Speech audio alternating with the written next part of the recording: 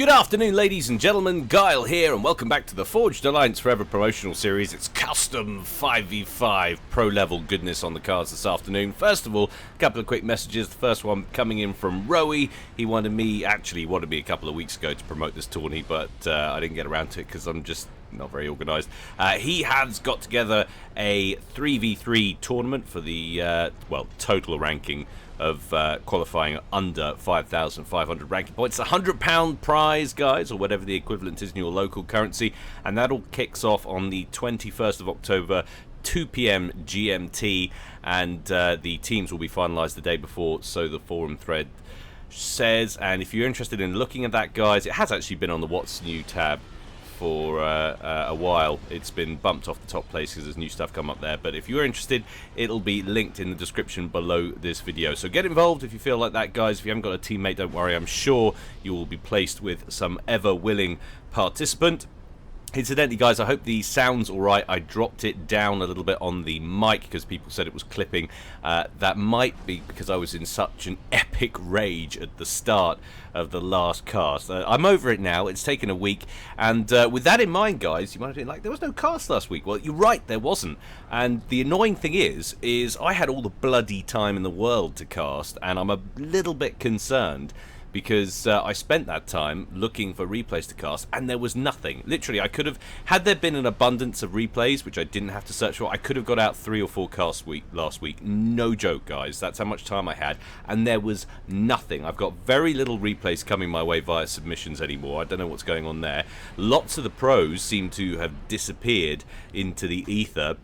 I know there's this whole issue about the latest round of balance and people not being happy about that, but guys, just play Blackheart's balance mod if you wanted, that reverts it back to a year ago or whatever it was, you know, before all the latest changes were made. Just keep playing. It's important for the community, and it's important for channels like mine to have good content. We need to see your epic stylies, so come back and play and send me replay goodness. And for the love of God, whoever's in charge of the replay vault, can somebody sort it out so it doesn't take 25 minutes to refresh when you're searching for replays, because that doesn't make life easier for anybody. Anyway, that's enough of that. Let's get on with today's game. As we said, it's custom 5v5, and it's going down today on Canis 5v5 Special Edition Fixed Hydro, because hydros are very, very important, as we well know. Alright, that's enough of that. On to the game zone. I'm ready, you guys are ready, and the players hall sure as hell ready. So let's go on over and see how these guys are going to get on. Ching, ka-ching, there we go. We know what we're dealing with here. Canis,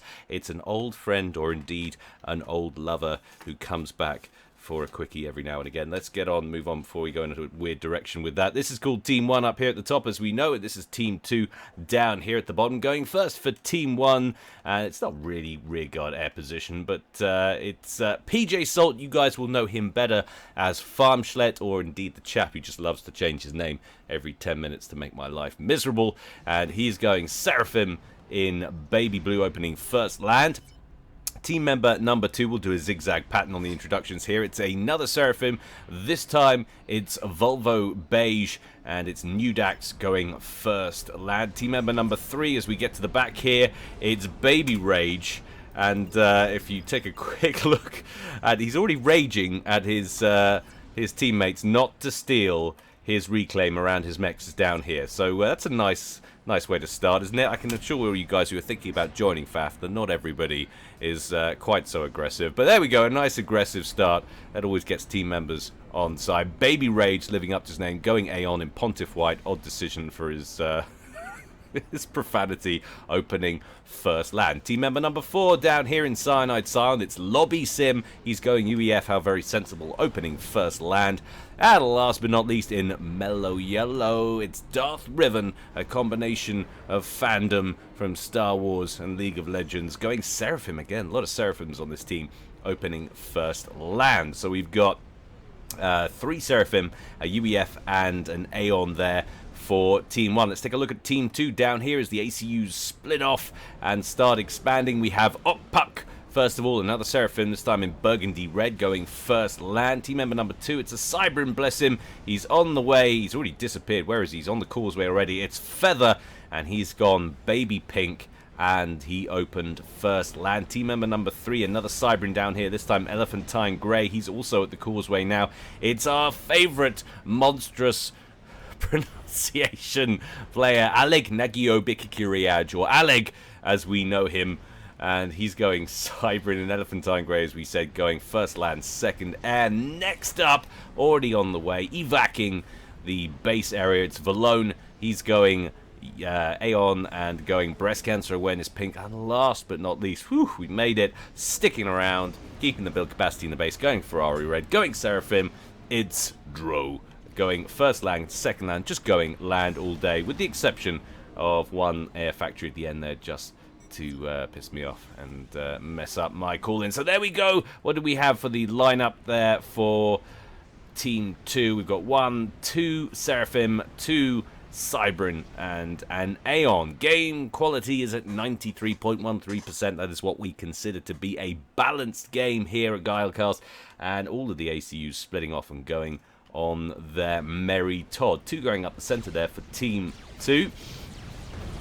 Feather and Aleg running headfirst into a little preliminary vanguard force there from Darth Riven. Brushes those aside with no difficulty, as you would well expect. Lobby Sim throwing down a couple of land factories up at the Hydro in the centre, as is Valone on the other side, going just for 1 on his side of things. Over here we've got New Dax, he's heading south as well, and right on the far edge, Farm Schlet making his way down the western edge, going to throw down a couple of land factories, get the adjacency bonus on that. Mechs a little bit further ahead on the expansion, but not much from Okpuk on the eastern side of things, doing exactly the same thing in the same fashion with the mechs over at the corner of the screen there as well. Not a lot to look at in the early game in terms of mass differential, so we'll come back to that in a little while.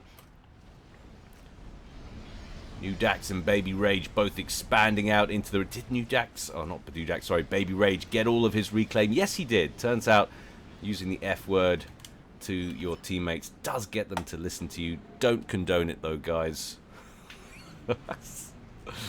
yeah, it's generally not well received. But conflict brewing in the centre, methinks. Lobby Sim picking up a Mex, could be running into double ACU coverage from Aleg and Feather, but Feather for the time being starting the gun upgrade. No, that's Valone, sorry. What do we got going up? We go a little bit further. He's starting T2. Valone on the other side of the river, getting the gun upgrade by his forward position.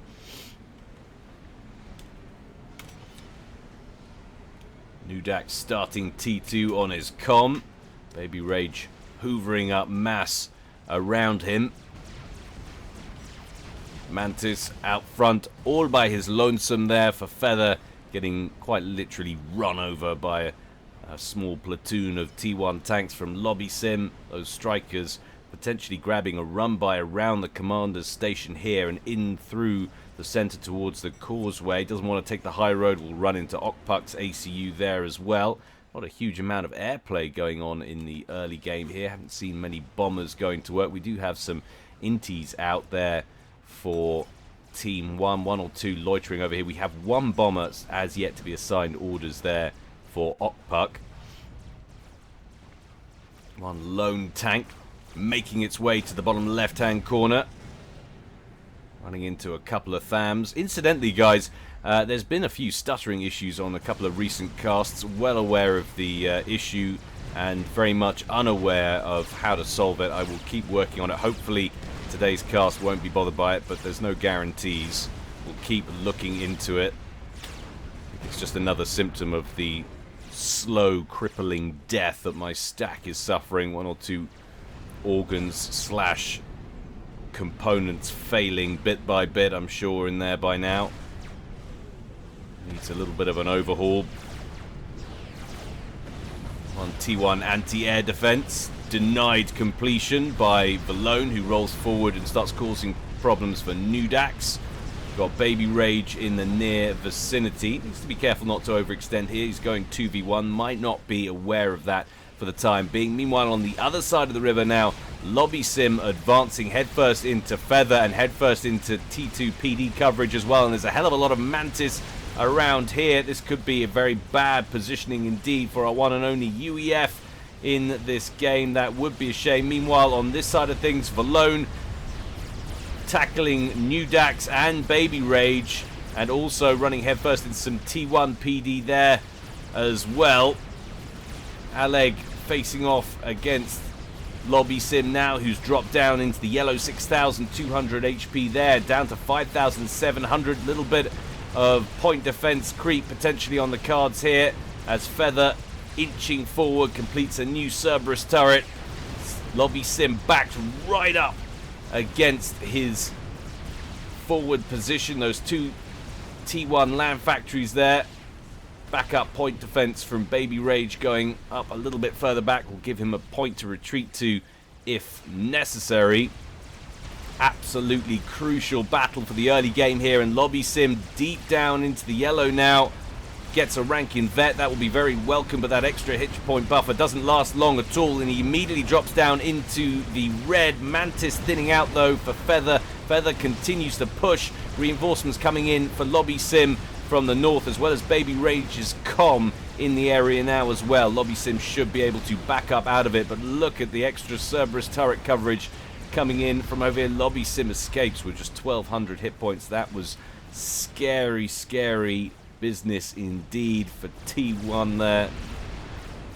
Meanwhile, Farmschlet advancing onto the plateau at the western edge of the screen. Dro's ACU in the vicinity just south of it.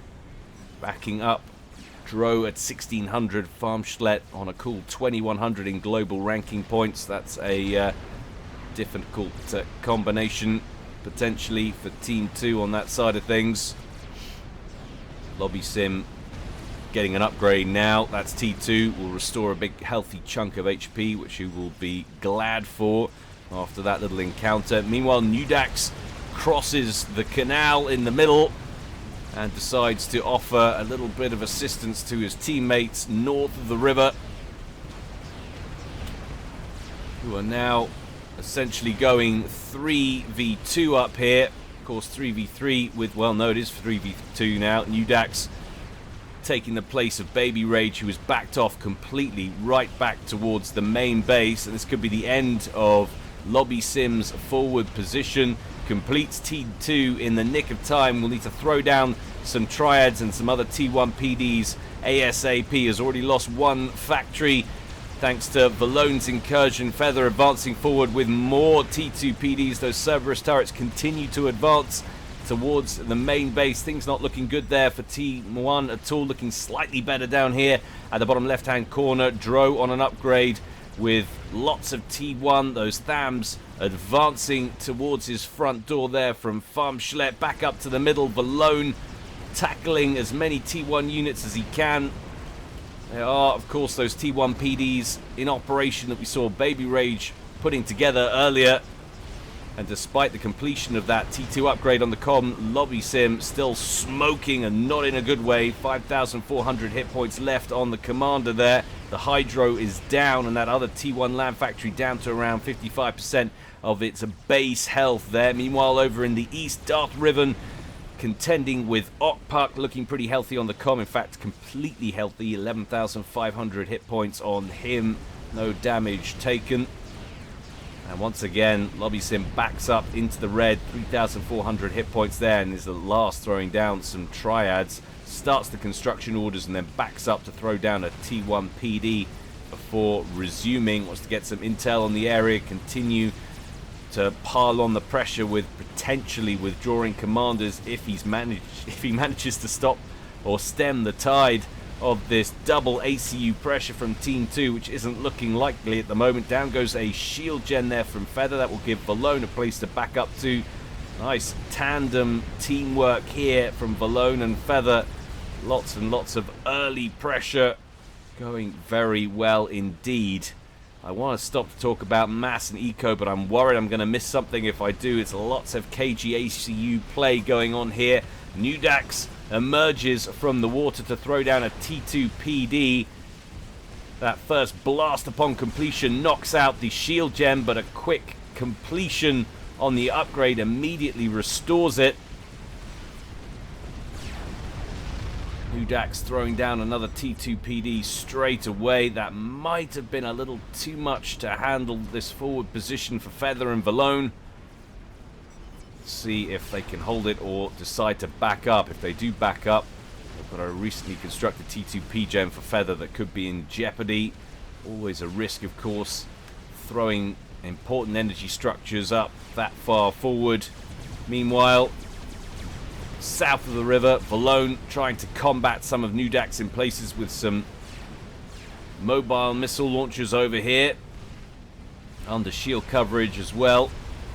That looked like a long-range TAC missile there, and indeed it is. PJ Salt, Farmschlet with the onboard ACU TAC missile launcher, but in come a wave of gunships from Lobby Sim. Is he about to get some gratification here for all the pressure he's been piling on, or having been piled on for the last 10 minutes or so? No, Valone dips under the waves, and those stingers will be denied just in the nick of time. Only about 1,200 hit points left on there. Away come the gunships, but it looks like they are being sent back in, potentially to go after some of these emplacement, or indeed after Feather's comm instead. There's not a great deal in the way of anti-aircraft fire on the ground, but in comes Okpuks with a very significant wave of T1 air, and they will eviscerate all of those gunships.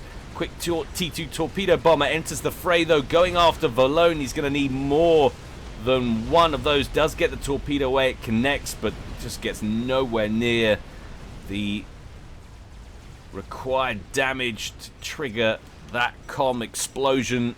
Another torpedo bomber brought in, but that doesn't fare much better either. Okpuk and Aleg doing good work in the center, and Valone out of the water now and pretty much out of danger. However, that does relieve the pressure just a little bit on Lobby Sim, who has been fighting for his very life in the middle of this map pretty constantly for about the last 10 minutes or so. I think we can take a moment to take a look at eco-wise. Darth Riven out on 87, Farmschlet on 95. He's at 2,100 and by far and away the highest rated player in this game, so not a surprise he should be out in the lead. Momentary spike there from Aleg, but nothing significant. He's on around 76, and everybody else there is below. Okpuk on 74, and everyone else is kind of 60s and below. Lobby Sim, after putting up the fight that he's had to, is way down on 27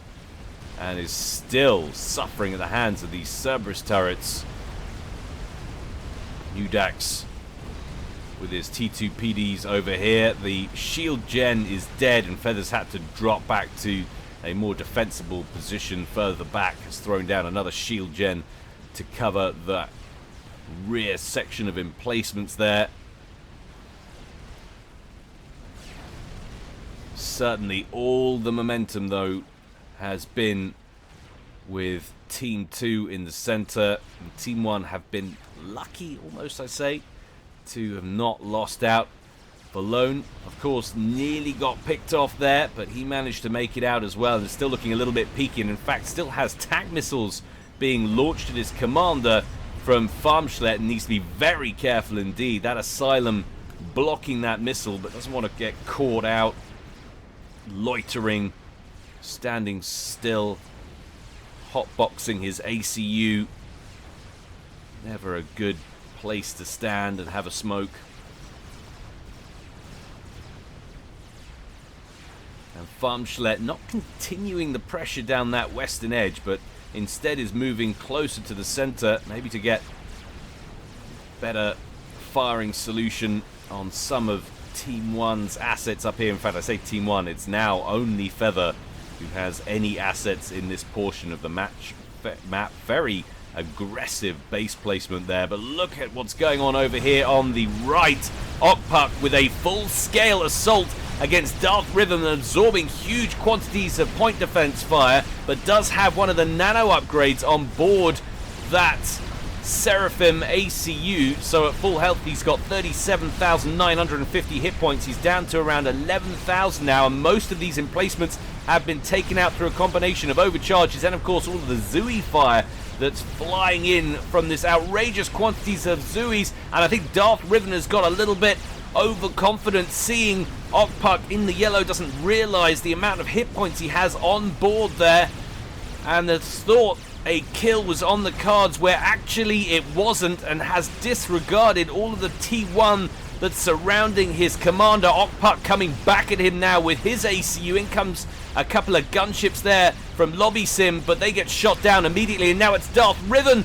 that's in trouble. He's backed up, but I think he's given up the ghost, standing still and accepting his fate. All of the Zooey fire and the overcharges colliding with that ACU takes him out of the game at 16 minutes and 50 seconds more or less. Okpuk scores a kill for Team 2 over in the top right, and suddenly Team 1 potentially facing a marauding problem of T1 on the field from the top right. Lots of Mantis down here, and now lots of Zooeys pouring in as well. A huge problem will be faced now from Baby Rage, who immediately sends his engineers out to cannibalize his teammates' old base. He's going to have to start throwing up some defenses over here. Will help him a little bit, but of course could potentially be facing T1 light artillery fire as well, so we'll need something other than just PDs to deal with that. Probably have to get his ACU involved as well, assuming of course that Team 2 continue to apply pressure. Now I love what I'm seeing here. You hardly ever see it on a Canis, and you're probably only ever going to see it in the higher number team games, the 5v5, the 6v6s.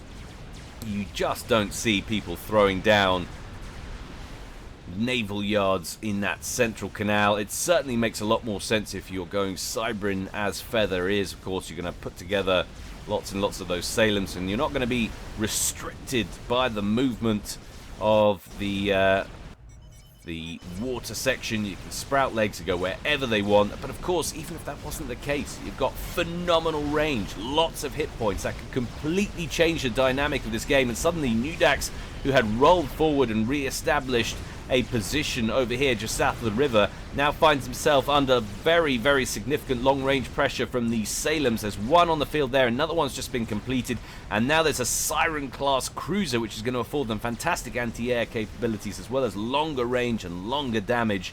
This is very bad indeed for Team 1. I don't know how they're going to get around this, bar of course scoring some kind of snipe kill on Feather, who looks to have evac'd. He has in fact evac'd that position. He's not stuck around in that base which he spent so much of this early game in.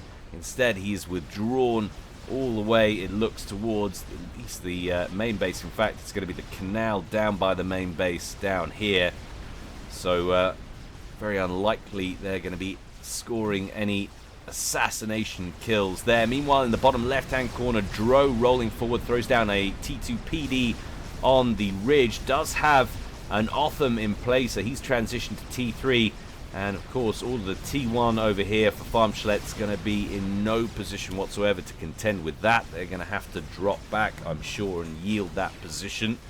Farmschlett getting an upgrade on his commander there, and that is the gun upgrade. So, looking like we're going to be seeing...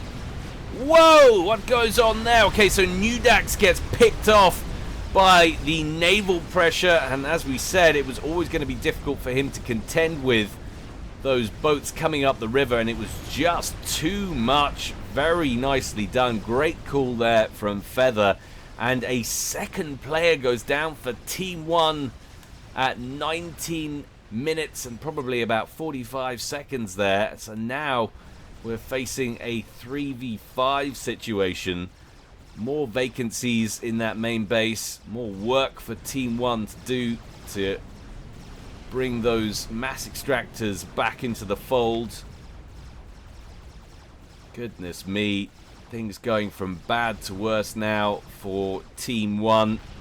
Now, of course, those vessels free to move forward further up the river and lob all of their firepower into what was Lobby Sim's forward base. Lobby Sim's had to back up once again, and he's immediately started work on a little Clinkhammer fortress back here. Wonderful stuff, if for no other reason than I get to say the word Clinkhammer.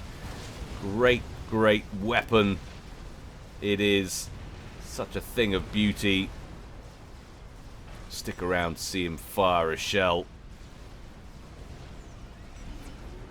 Don't cancel the T1 P-gens. Never do that. It's going to throw down a Ravager as well in awkward positioning, but I'm dubious as to how long that base is going to be able to stick around for. Those Salem's already sprouting legs, going walkie-walkie, naughty-naughty.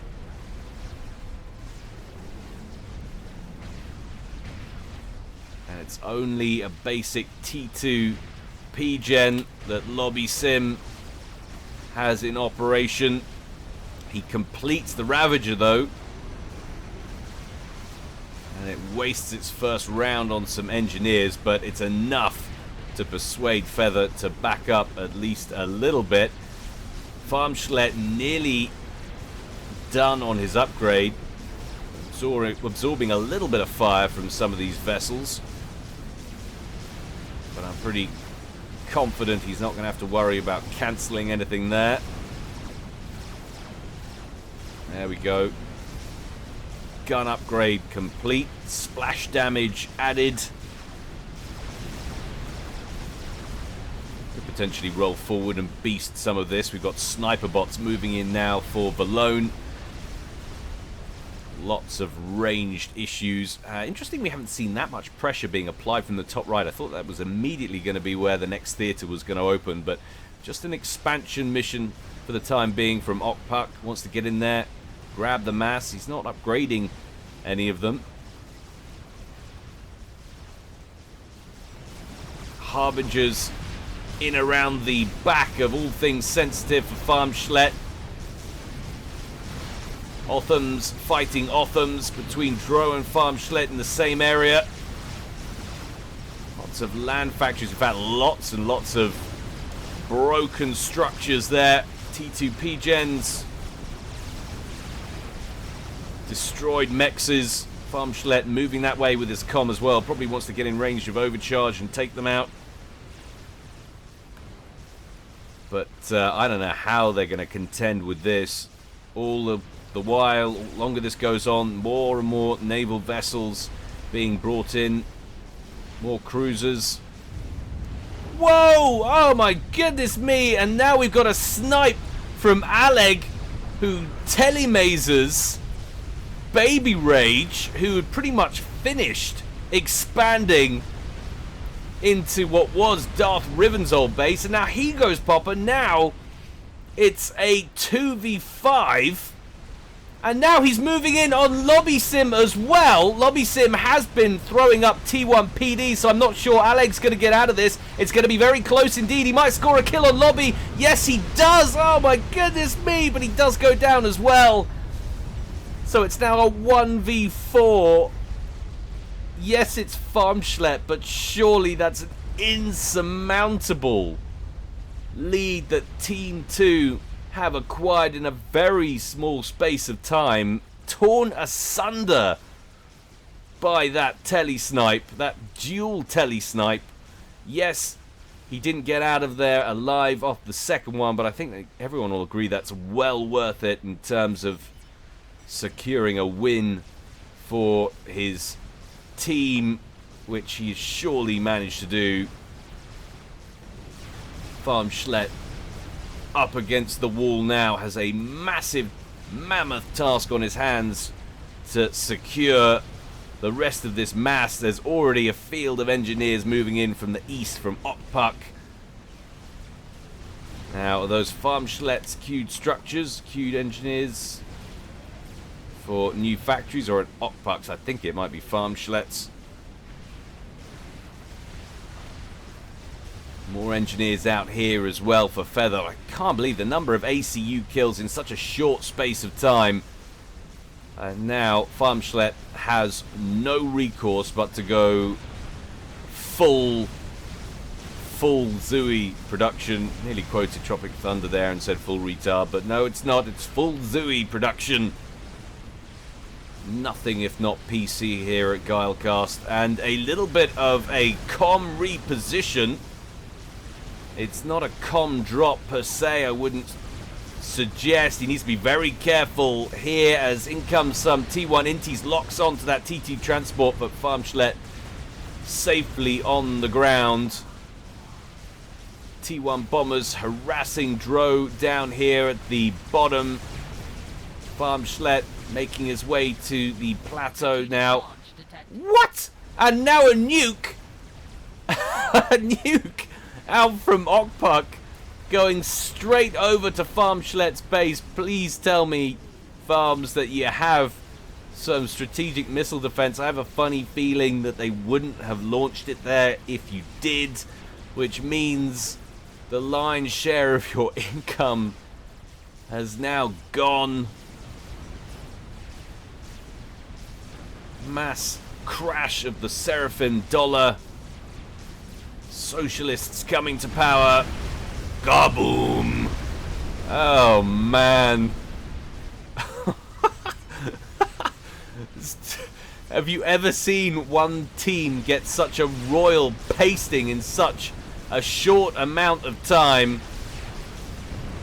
What? What on earth? I don't get it. What? Someone explain to me what happened. Please, for the love of God. All I saw was Okpuk bringing his comm in over here. I can't even read the comments quick enough. I have no idea what happened. Okpuk was bringing his commander in here to help reinforce Dro against the pressure coming in from Farmschlet. I don't understand. I physically don't understand. Was that a mistaken control K from somebody? But even so, the comm explosion wouldn't have taken out of both ACUs. Someone, please, hang on. Wait a minute. Can we just please try? I paused the game. I don't think I've done this in maybe 400 casts, but what exactly happened? Somebody is way too high. Okay, so Dro has been at the soup. But what? But how? There's no explanation. Just GG's going, what happened? Okay, well, we're going to have to resort to checking out what happened in the comment section, guys, because apparently nobody knows, and it's going to take somebody to explain, because that's ridiculous, and it's now a 2v1, and Farmschlet has a chance. I say has a chance. Look at the potential map control that Team 2 still have. It's a massive, massive outside chance, but he's going on the offensive anyway. The Lone has had to back up away from his forward base, away from what is a very scary looking Rambocom, but is still absorbing huge amounts of damage coming in from all of the vessels over here. Farmschlet might have made a very bad decision indeed, trying to go after a comm that has the personal shield and a gun upgrade himself. Is down into the red, 3,000 hit points, and still absorbing firepower from all the T1 PDs that are going up in that forward position.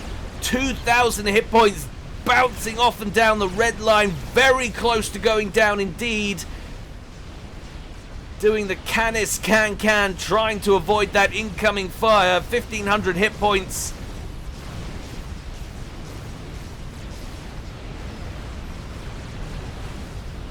And Valone doesn't have the capability to continue the pressure. He is still going after Farmschlet's comm, but he's got no other base unit support. The only support he's got are the Salems from Feather that are sprouting legs and coming in from the river, but of course they're really slow and quite a long way away from the comm. And now we've got assistance coming in on the ground from Farmschlet. Farmschlet, remember, all the while this is going on, is having to expand up here as well. And now there's a whole row of T1 land factories from Feather which are spewing out Medusas. Just going to go and give him a whole other set of problems to contend with in that main base.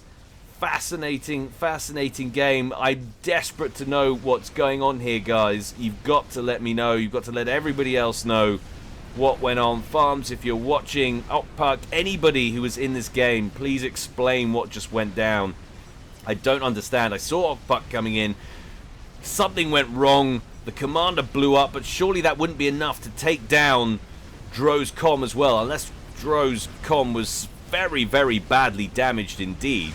If that was the case, then I missed it. Quick overcharge left, and Farmschlet takes care of one of the Salems. But just look at the power of that nano upgrade, up to 16,000 hit points from virtually nothing just a moment ago. Still rolling in, will no doubt overcharge this Salem as well when he gets in range. You don't want to pick up the comm on board that transport. Promptly gets shot down before he gets a chance to make a horrible mistake. I'm sure it wasn't on the cards anyway. There goes the second Salem. Still a couple more loitering near that shield-covered forward position there for Valone. But look at what the Medusas, the tide of Medusas, has accomplished now, pouring in from the eastern approaches in that main base. All of these mass extractors had been claimed pretty much for Farmschlet, and they've all been reduced to rubble. T1 bombers trying to thin them out as they come in, but struggling. But astonishingly, take a look at the mass totals in this game. So Farmschlet's on 143, and he's facing off against Feather, who's on 139, and Valone on 94. Though that's bouncing up and down, actually. That 139 might be reclaim related. 80 might be the real value. And if that's the case, he's still in with a shout here, because check out how long it's taking Feather and Valone to expand into the deceased teammates' old bases. There's all of this mass to be grabbed that they could be making use of. Feather has nearly full mass actually in his coffers. He literally can't spend it quickly enough, and for that matter, neither can Valone. Need to get more build capacity on the field so they can spend that mass quicker. Also need to get a handle on the power situation so they have the capability to spend it quicker, which of course is what's going on here for Valone, trying to get another T2 P-Gen in the mix. Meanwhile, back at the center, Valone and Farmschlet still going toe-to-toe. It's personal shield versus nano upgrade, and you've got to favor the nano upgrade in that exchange. However, lots and lots of firepower in the region from all of these Salems, nicely spread out over here to reduce the potential impact of Farmschlet's comm and that devastating overcharge when it gets in range. And of course, look at all of the Oblivion turrets over here. This is a nasty little fire base. No wonder Valone feels confident going up against that comm when it's all happening on his turf. Still lots of T1 pressure coming in the main base from up here and down here, although to Farmschlet's credit, almost all of the T1 factories, all but one in fact, have been destroyed. I'm guessing he's probably done that from the sky with some T1 bombers. Not a great presence in the air game from Team 2. Lots and lots of air scouts, but they're not going to accomplish a great deal. Goodness gracious me, this has been the most ridiculous game. Absolutely ridiculous. It's really annoying me that I don't have, you can probably tell how much it's annoying me that I don't have a definitive answer to bring you guys. You guys probably all saw it while I was off over here. You watched it closely and you knew what happened.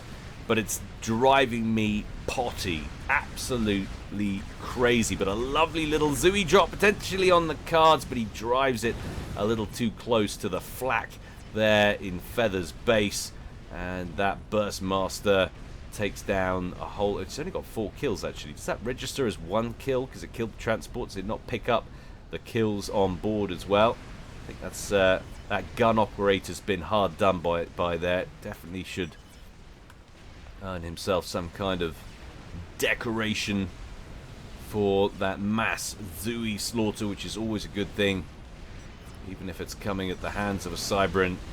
But now, check out the march of the destroyers.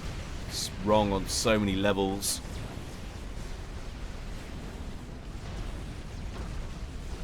Moving forward, picking off more of that T1 spam. But, I mean, it's crazy. When was the last time you saw T1 spam so heavily utilized and being so effective as well? 33 minutes into a Canis game, or indeed any team game. Absolutely crazy. We've now got T3 mexes in the main base that are succumbing to Medusa pressure from Feather.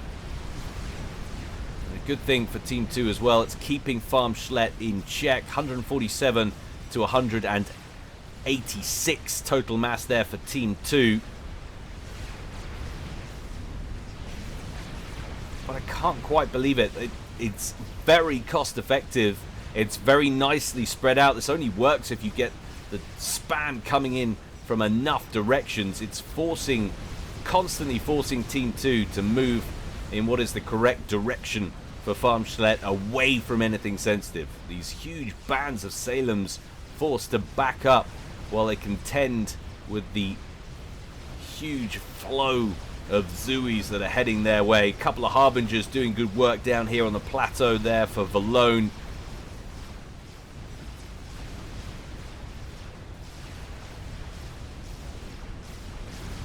But Farmschlet just unable to plug these gaps, can't seal off the entrances to the most abundant mass area on the map for him at, I was about to say the present time, or indeed any time. He needs to get that back under his control.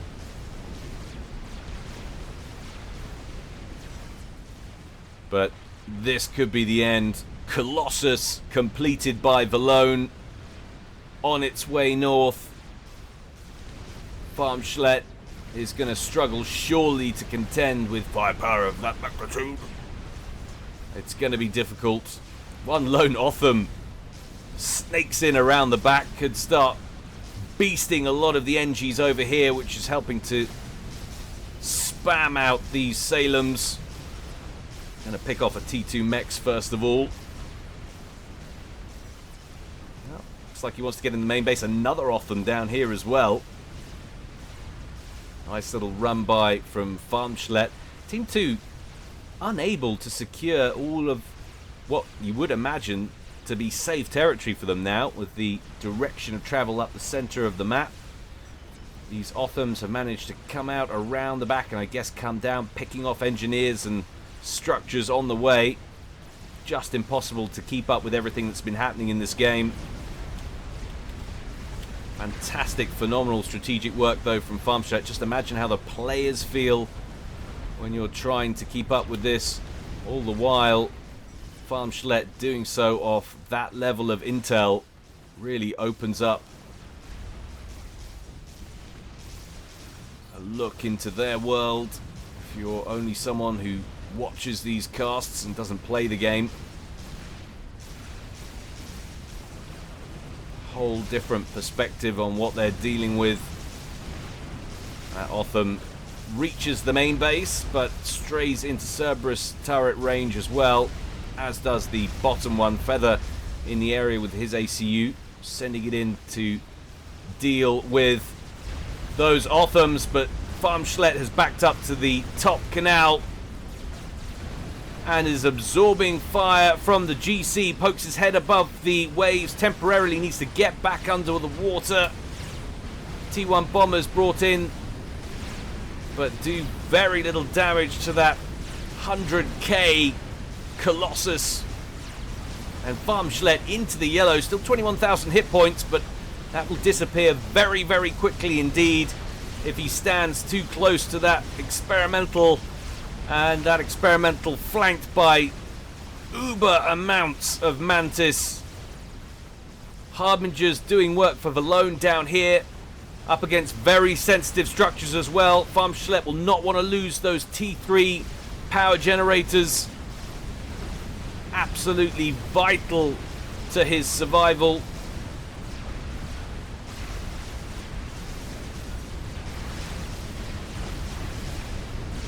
Very brave defensive work here from Farmschlet. Coming out of the water, throwing in overcharges, and Valone not presenting the face of that GC towards his opponent. Critical error. Another overcharge brings him into the red. Oh my gosh, and another one coupled with the fire from the Othams takes the GC down. Farmschlet still in the yellow, but still with 17,000 hit points, and now surely those Salems are going to have to back up. The Othams rolling forward. Well, I don't know. There's a lot of pink units in the area.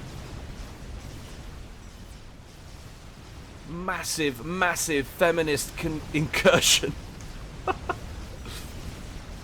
Scary, scary business. It's like that photo of the guy who pulled his trousers down in front of it. Have you seen that? I don't even know where. I don't know. pulled his trousers down in front of a whole demonstrating band of feminists and got mobbed. Massive smile on his face though while he's doing it.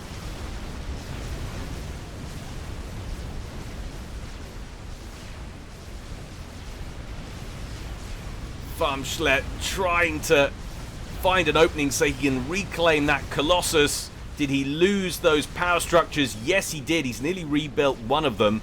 Is he power locked as a result? No, he's not. But he is down to 127 mass per tick. Valone on 130. Feather on 55. And he's not power locked. So Valone... Sorry, no. Valone on 130. Sorry, Feather on 55. So he's lost quite a lot of mass structures somewhere. I'm guessing maybe from the Otham attack that went down here about 3 or 4 minutes ago. But the amount of T1, can you believe it? And it's still going. Usually this kind of strategy persists for a little while, but it's not. This is the key feature of both sides in this game. Massive T1 land spam at nearly 40 minutes into a Canis, mixed in, of course, a T2 and T3 here and there. But massive amounts of T1 land factories here from Feather. What are we looking at? We're looking at 34 T1 land factories. That's obscene. Absolutely obscene. Just in this area alone, you can see why it's still being effective. They're just doing anything they can to disrupt Farmschlet, to prevent him from securing these mass extractors. And so far, it's pretty successful, it has to be said.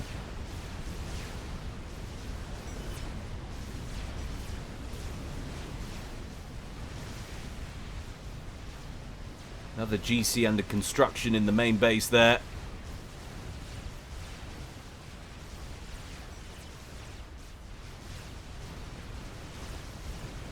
Just crazy, crazy game as we hit 40 minutes.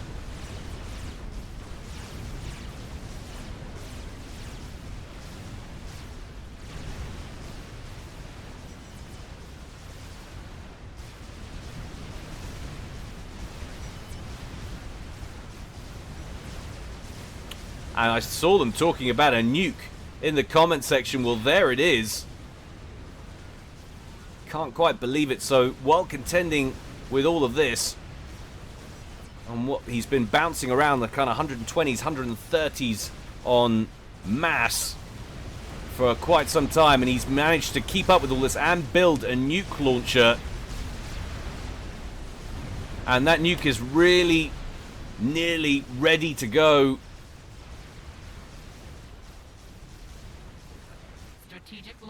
And there it is. Where's it going?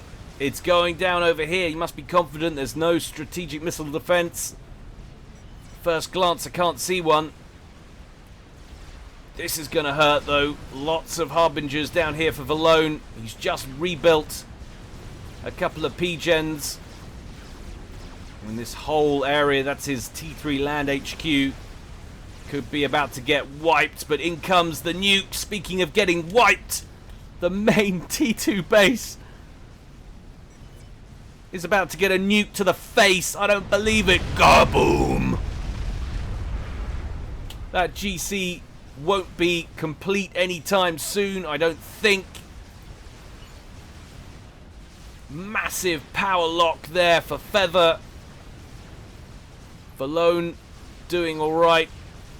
Farmschlet up to 193 mass per tick now. He's got such issues down here with the harbingers. Those harbingers pretty badly damaged, though. Few of them still with shield coverage. Engineers in the area trying to throw down T1 PDs, but won't last long at all against that many T3 units. And another massive manufacturing facility underway for Feather, who is king of the Mantis spam right now. And another massive Zooey drop coming in now for Farmschlet. He's looking for a route in somewhere. Gotta hope it was more successful than the last one, and he's timing it, syncing it up with an Otham drop in the opposite corner as well. Look at the state of this base now. Everything else seems to be in this portion of the map now for Team 2. They've had to migrate.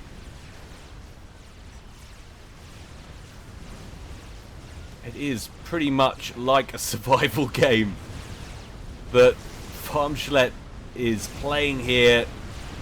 Relentless spam.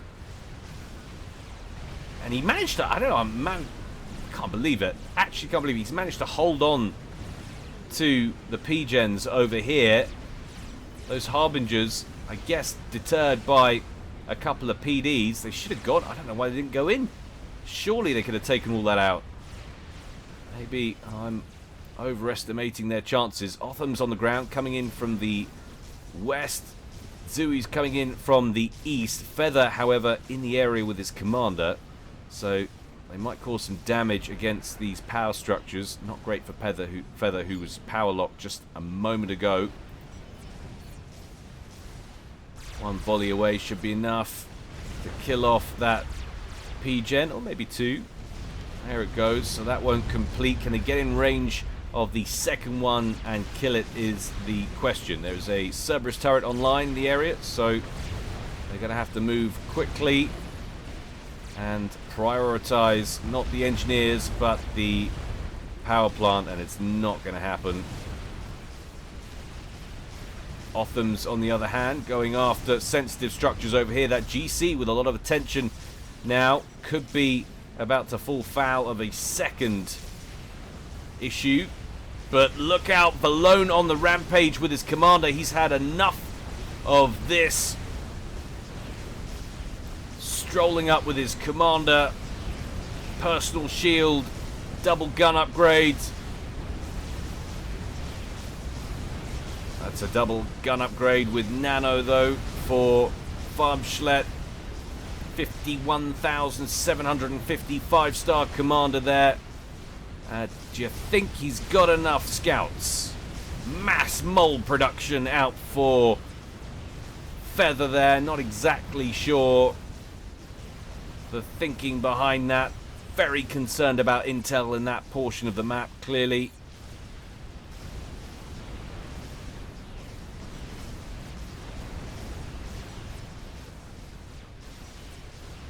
Perhaps it's all about forcing Farmschlet to back up, see what he can see. Well, we'll instantly realise that most of this is of no threat whatsoever and can start pushing back out again. But now he rolls forward with his commander, and he needs to be a little bit careful here. There's a lot of vessels in the middle once again. Going toe-to-toe now with Valone, firing overcharges at one another. In come the Othams to support. He's down into the yellow, 35,000 hit points there. Shield nearly gone for Valone, but he's also got assistance coming in from the south from his Harbingers. All the time, all the while, lots and lots of firepower rolling in from those Salems in the middle. And needs to get caught. Careful if he's going to get caught here by his own reinforcements that are going to impede his retreat down into the red. Just 10,000 hit points remain. Needs to resort once again to the Canis can. Is he going to make it back under the cover of the waves? This will be a horrible way to go after a magnificent game if he dies out here. Valone pursuing him, though absorbing a lot of Zui fire himself. If one of them goes, they both will, and it was Valone first, I think. But the explosion was enough to take out Farmschlet's calm, and Feather will remain to absorb that victory for Team 2, who always looked like they were on top for most of it, but you actually had me believing at the end, guys, that Farmschlet could do it. That was insane. That was a ridiculous game. That was just the most lolsy, absurd game I've seen since I don't know when. And someone, for the love of God, rewatch the replay, ask or tell me if you were in that game. What the hell happened down here? Because I just have no idea. Utterly ridiculous, but I hope you enjoyed it, guys. It's nothing if not crazy the amount of action from start to finish, we pretty much missed all of the build-up to the comm kills in the early game, of which there were many in a very short space of time, but I hope you agree it was still entertaining. As always, more to come from me in the future, guys. Don't forget, if you feel so inclined, you can support me on Patreon. Every dollar helps me and, by extension, of course, the community. Guys, get playing FAF. Send me replays. It doesn't matter what they are, what they're like. I'll be happy for anything I get. And I can't promise to cast, but I will promise to look. And I can't promise to respond either, because time is... well, we're all dying, basically, aren't we? It's kind of sad, but it's true. There's not a lot of time left. Oh God, I've had this cold for a month now. That's my outlook on life. My body is now no longer killing off bugs. It has no immune system left. But anyway, as I say, hope you enjoyed it. More to come from me in the future. Until next time, guys, stay well and stay safe. This is Guile, signing out.